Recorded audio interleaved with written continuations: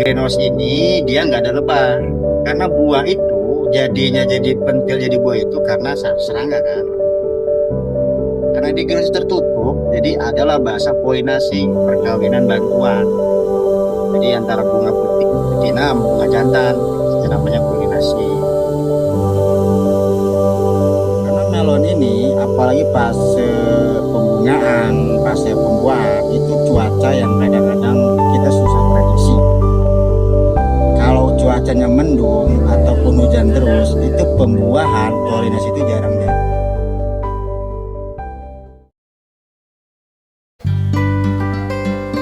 Assalamualaikum warahmatullahi wabarakatuh. Kami dari mahasiswa Untirta akan melakukan wawancara pada sistem budidaya tanaman buah melon di Agromedia Garden.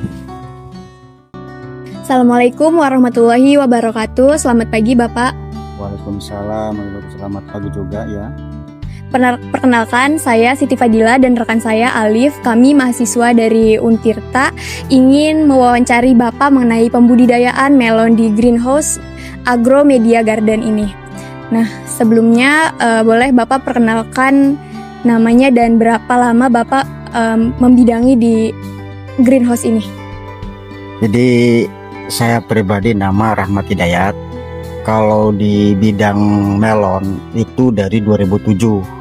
Nah, itu di open field. Jadi dulu tuh di Cilegon ini belum ada greenhouse. Greenhouse ini mulai ada 2021.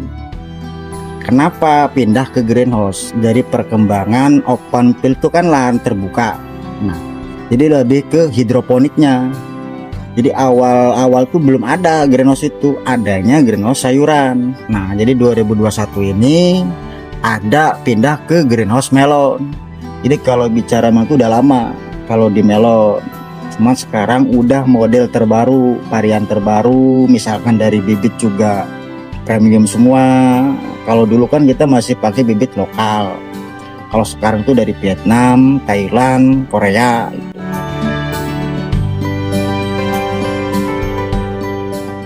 Apakah Bapak saat ini bergabung dalam kelompok tani, Pak? Kalau sekarang itu udah nggak bergabung. Jadi sekarang itu lebih ke misalkan wirausaha lah gitu, ke perusahaan lah gitu.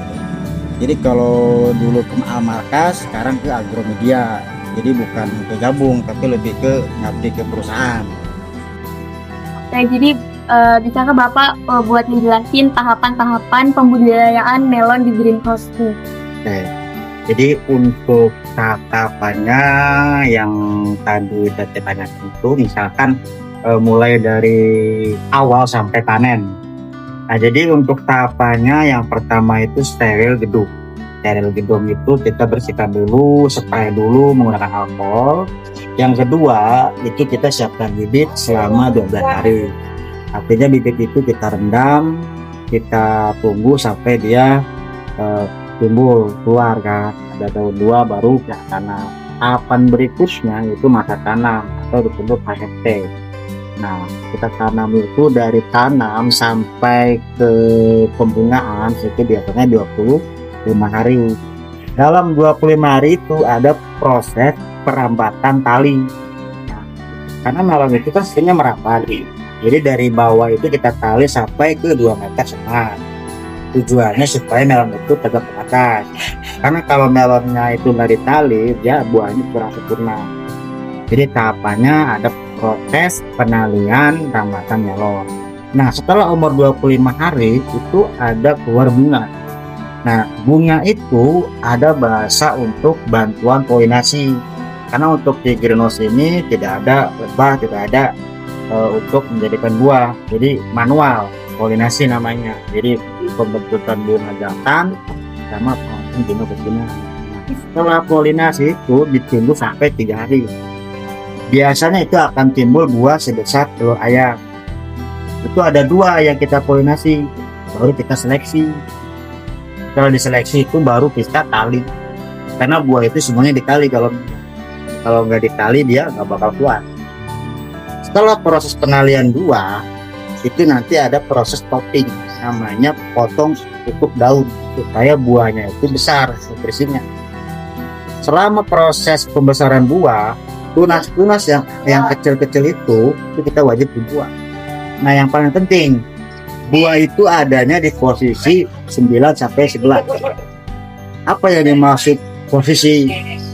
Itu kan dari daun 1 sampai daun 25-30 itu ada calon bunga. Nah, dari bunga-bunga itu yang tidak dibuang itu 9, 10, 11. Nah, 3 buah ini itu Bapak kita pelihara. Nah, itu. Jadi buah melon itu semuanya berbunga, semuanya ada buahnya, cuma kita seleksi, akhirnya dibuang. Yang kita seleksi kenapa di 9 sampai ke 11? Karena posisinya dia udah ke atas. Kalau terlalu bawah dia buahnya kurang besar. Kalau terlalu atas panennya lama. Jadi gimana caranya? Jadi kita ambil posisi 9 idealnya. Jadi tahap-tahapannya itu dari siapkan lahan sama pembenihan sampai panen itu 70 hari. Itu tahapannya.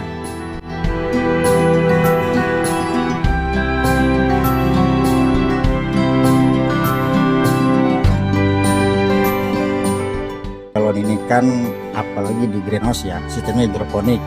Itu beda dengan yang terbuka. Nah, jadi kita menggunakan pupuk racikan namanya Abamik. Jadi pupuk itu sudah terinstal, jadi nyiram sama pupuk jadi satu. Itu ada 2 tahapnya, manual itu disiram menggunakan mesin. Kalau yang udah otomatis itu dari HP bisa disambung ke WiFi. Jadi sistemnya dia langsung gitu. Udah ada 2 Abamik. Nah, untuk tadi pembuahan itu dibantu polinasi. Jadi kalau greenhouse ini dia nggak ada lebah, karena buah itu jadinya jadi pentil jadi buah itu karena serangga kan, lebah. Karena di greenhouse tertutup, jadi adalah bahasa polinasi, perkawinan bantuan. Jadi antara bunga putih betina sama bunga jantan, itu namanya polinasi. Untuk pemupukan sekarang lebih ke sistem otomatis, beda dengan yang dulu. Jadi kayak lewat aplikasi ada misalkan diatur jadwalnya gitu. Bisa, iya, 1 jam sekali itu. Kalau untuk sekarang, karena kan sebenarnya upgrade dari dulu sama sekarang itu kan udah alhamdulillah ya, pertanian ini udah lebih maju lah sebenarnya. Jadi kita pun kalau mau mupuk, kita dimanapun bisa. Kitanya lagi di Jakarta, kita lagi di Bogor, itu bisa. Karena udah tersistem di HP.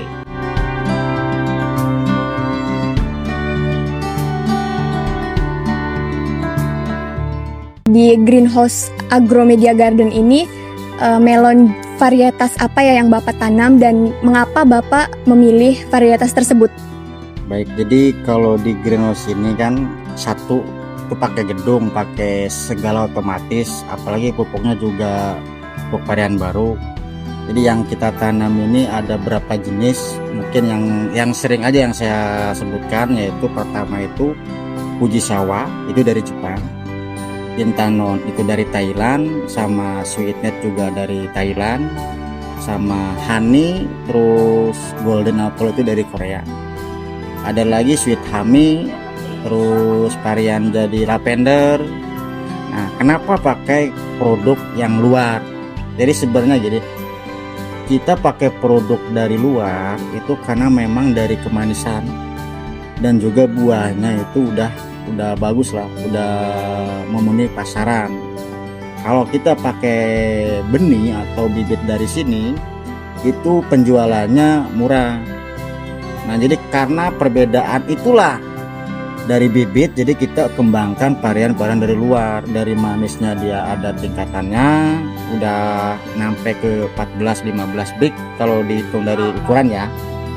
Jadi kenapa kalau di Greenhouse kenapa nggak bibit lokal ya? Itu dari harga, karena perawatannya mahal. Kalau di pasar kan melonnya murah, paling 15.000, 12.000. Cuman kalau di Greenhouse kan bisa 40-45.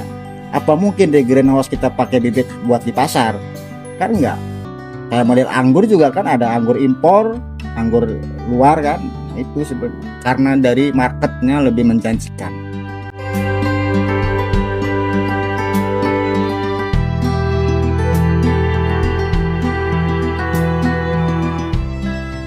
Dalam proses budidaya komoditas melon ini, kira-kira selama Bapak menanam melon ini ada nggak sih kendala yang dihadapi kalau Bapak? khususnya melon itu kendala yang sering, mungkin bukan saya sendiri doang ya, mungkin dari banyak petani itu cuaca. Karena melon ini apalagi pas pembungaan, pas pembuahan itu cuaca yang kadang-kadang kita susah prediksi. Kalau cuacanya mendung ataupun hujan terus, itu pembuahan polinasi itu jarang jadi. Apa solusinya? Yaitu kita menggunakan bantuan kayak model hormon GPT, kayak gibrelin, untuk membantu supaya buahnya jadi. Jadi kendalanya yang satu itu cuaca. Makanya ada kita ini untuk sekarang, kita sebelum Desember itu supaya udah berbuah dulu. Karena kalau Desember itu jarang yang nanam melon karena cuacanya biasanya ekstrim. Desember, Januari itu untuk melon itu agak lumayan cuacanya waktu bulan-bulan itu kita hindari. Jadi itu kalau kendala, alhamdulillah sih untuk sekarang baru cuaca. Karena untuk yang lain mah apalagi dalam sistem greenhouse ya, satu tertutup, untuk hamanya juga kita udah menggunakan insect net. Jadi faktor utama itu cuaca aja.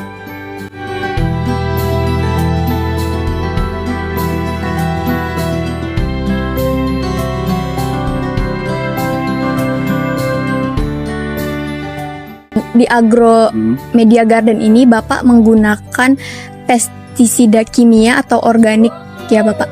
Nah, jadi kalau kita bicara di agro, ini kan kita ada yang namanya upgrade dari open field ke greenhouse. Tujuannya apa sih awalnya? Supaya menekan hama.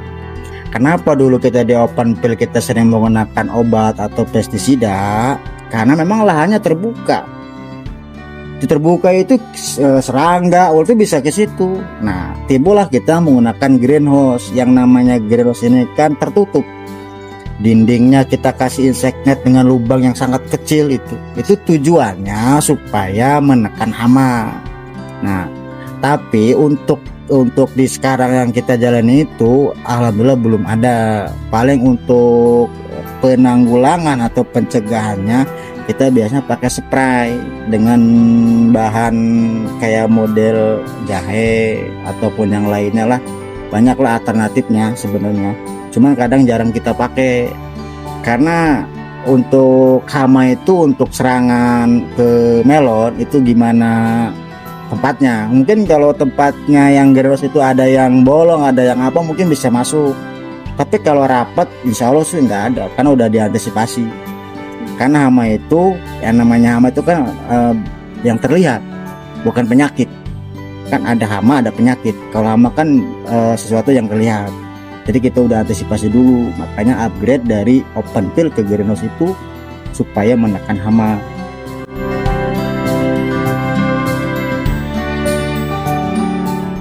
Kalau untuk mengatasi penyakit di tanaman melon itu sendiri bagaimana ya Bapak? Nah, untuk penyakitnya apa dulu? Karena di melon itu penyakitnya ada 4 varietas, ada 4 jenis lah. Yang pertama itu busuk akar, jamur, sama batang, sama buah. Kalau buah itu bukan penyakit, biasanya kena lalat buah. Itu masih bisa diantisipasi lalat buah itu. Kalau kayak busuk batang, busuk akar, itu gimana medianya? Kalau kita menggunakan media bekas, misalkan kita pakai 1 kali 2 kali masih aman. Tapi kalau udah pakai beberapa kali, apalagi si media itu udah kita bawa keluar, terus kita masukin lagi, terus dia kena air hujan, dia ada jamur, itu biasanya kena penyakit. Jadi gimana perawatan petaninya aja kalau untuk penyakitnya. Kalau petani itu rajin gitu, insya Allah sih enggak.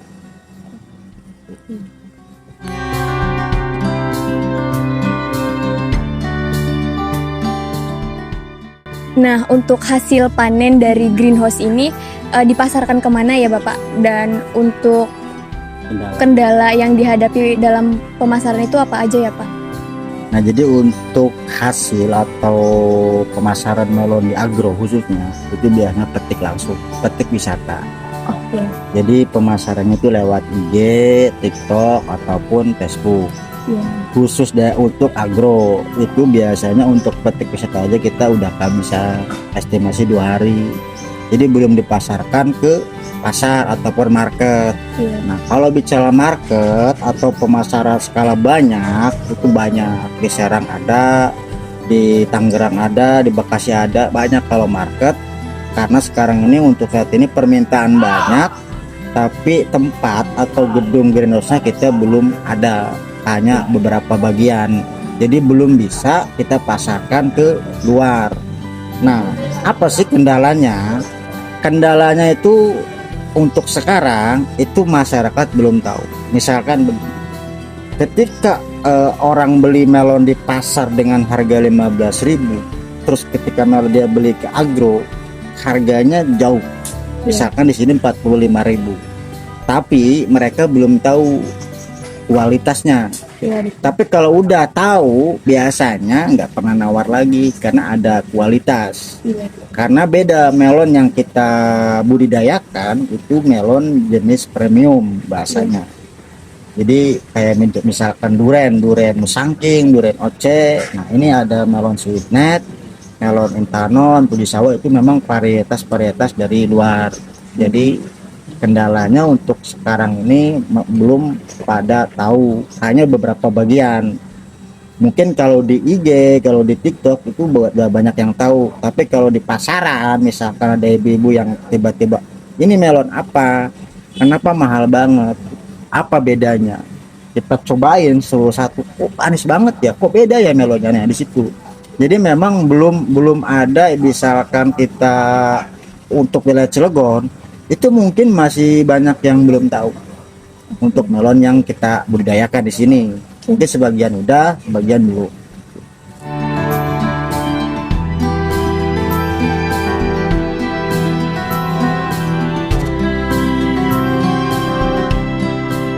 Apakah ada bantuan dan dukungan dari pemerintah dalam pengelolaan greenhouse ini, Pak? Khusus melon, apalagi ini kan wirausaha ya, punya perorangan atau punya milik pribadi. Kemungkinan kalau di tanaman open field, misalkan cabai ataupun padi, itu mungkin ada. Tapi kayaknya kalau di melon kayaknya nggak ada. Cuma saya kurang tahu juga. Biasanya kalau bantuan atau ikut serta dari pemerintah, itu biasanya di padi. Karena memang sumbernya ke situ. Tapi kalau untuk di melon itu belum ada dan juga nggak ada kalau dari partisipasi atau dukungan. Ya kalau dukungan mungkin hanya ibarat apa ya, belum pernah ada juga gitu. Apalagi kunjungan dari pemerintah ke sini gimana, belum ada. Biasanya lebih ke sektor pertanian tadi, jagung, itu biasanya pemerintah ke situ. Ke pupuk gitu.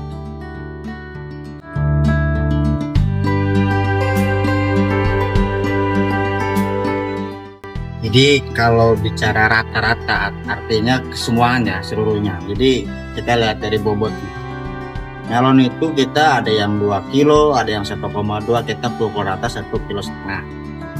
Jadi yaitu rata-ratanya 1,5 kilo. Meskipun terkadang ada yang sampai 2 kilo, cuma kan ada juga yang 1 kilo 1 on. Kita ambillah 1,5 kilo. Itu satu polybag itu buahnya 2. Nah, jadi kalau ditanya berapa keuntungannya, kita susah kalau ngitung keuntungannya. Kita ngitung gampangnya itu per pohon. Per pohon itu ada 2 pohon. Berarti buahnya ada 2. Karena melon itu 1 pohon, 1 buah. Berapa keuntungannya? Kita lihat dulu modalnya. Setelah kita lihat dulu modal ini 1 pohon, 1 polybag ini itu 15.000. Bisa jadi lebih, bisa jadi kurang. Cuman sudah di berapa kali kita praktek itu 14.000, 15.000 itu beda jauh. Taruhlah kurang lebihnya 15.000 aja ya.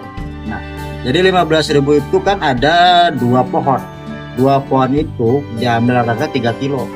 3 kilo kalau dijumlahin dari penjualan itu 45 kali 3 berapa? 100 lebih lah. Bahasanya gampangnya dikurangi 15.000. Jadi keuntungannya sekitar 70.000 selama 2,5 bulan 1 pohon. Jadi keuntungannya tinggal kita ngitung modal dikurangi penjualan, gitu aja. Jadi modalnya berapa? Modalnya 15.000. Tinggal nanti buahnya ada berapa kilo. Kalkulasinya kita tinggal refleksi tinggal begitu aja. Jadi segitu gampang sebenarnya kalau bicara lebih realistis. Udah nggak bakal jauh sih modalnya segitu-gitu aja. Kecuali harga bahan-bahannya naik, itu beda lagi.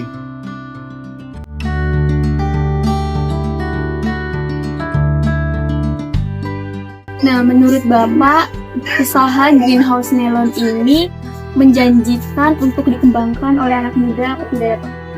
Jadi begini, apakah usaha bidang melon ini artinya menghasilkan, Mas? Menguntungkan? Karena kan kalau nggak untung, kalau nggak hasil nggak mungkin dikembangin kan. Iya, betul. Nah, yang awal pertama itu SDM, ada nggak petani? Karena untuk sekarang ini mungkin kalau modal mungkin banyak yang punya. Cuman pertanyaan saya, ada nggak yang merawatnya? Karena untuk sekarang ini khususnya melon itu nggak ada untuk yang petani. Apakah menjanjikan? Karena permintaan banyak, stoknya kurang. Berarti permintaan banyak itu memang menjanjikan. Nggak ada stok, nggak ada bahan. Karena apa? Kita terbatas dari sumber dayanya. Semua petani itu kadang nggak ngerti melon. Karena beda, melon sama pertanian itu beda. Jadi kendala yang saat ini belum banyak yang di melon. Artinya belum di pertanian, apalagi pemuda ya. Rata-rata petani itu udah tua-tua. Mungkin saya yang baru-baru yang muda-muda. Saya pun banyak kendalanya, misalkan dari ownernya, dari yang punyanya mau buat lagi tempat, kita bingung. Karena di sini yang nggak ada. Kita nyuruh orang belum tentu paham juga, karena kalau melon di hidroponik itu kan kita menggunakan takaran, menggunakan sesuatu yang nggak seperti di petani di luar lah gitu, beda. Jadi kendalanya di situ, apakah menguntungkan atau merugikan? Kalau ditanya itu ya menjanjikan, cuman kembali lagi belum ada petani yang belum ada. Oke.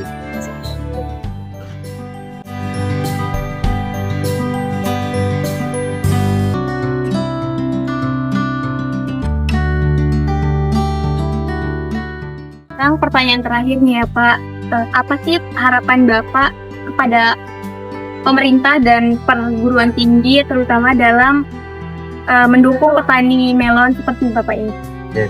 Untuk pertanyaan itu sudah saya pernah bahas ya. Harapan kita khususnya dari kita, untuk harapan itu kita minta ke pemerintah ataupun perguruan tinggi itu diadakan pelatihan. Karena apalagi untuk melon, tanpa ada pelatihan, tanpa ada praktek itu susah. Jadi harapan kita diadakan pelatihan melon ataupun pelatihan pertanian budidaya greenhouse. Nah, nanti diadakan nih, mana pengisinya, mana yang petaninya dikumpulkan. Itu bakal ada timbul petani-petani baru. Karena dari pelatihan itulah bakal ada petani-petani untuk khususnya di budidaya. Tanpa pelatihan, tanpa pemerintah, tanpa perguruan tinggi kayaknya susah. Kalau nggak ada pelatihan, susah. Ada praktek. Harapannya itu sih, diadakan pelatihan, diadakan pembelajaran untuk kelompok-kelompok tani. Demikian hasil wawancara lapangan kami bersama Bapak Rahmat dalam pembudidayaan melon di Agro Media Garden. Dalam wawancara ini kami memperoleh gambaran mengenai proses penanaman hingga hasil panen. Sekian dari saya, terima kasih.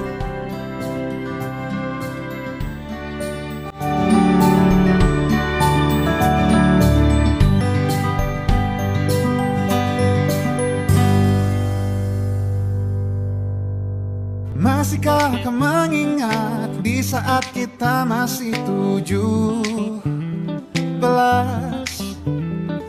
Waktu di mana tanggal-tanggal merah terasa sungguh meriah.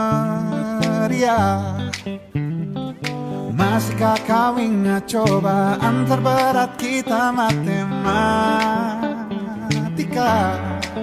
Masihkah kau ingat lagu di radio yang merdu mengudara? Kita masih sebebas itu, rasa takut yang tak pernah mengganggu. batas naluri bahaya. Dulu tingginya lebih logika.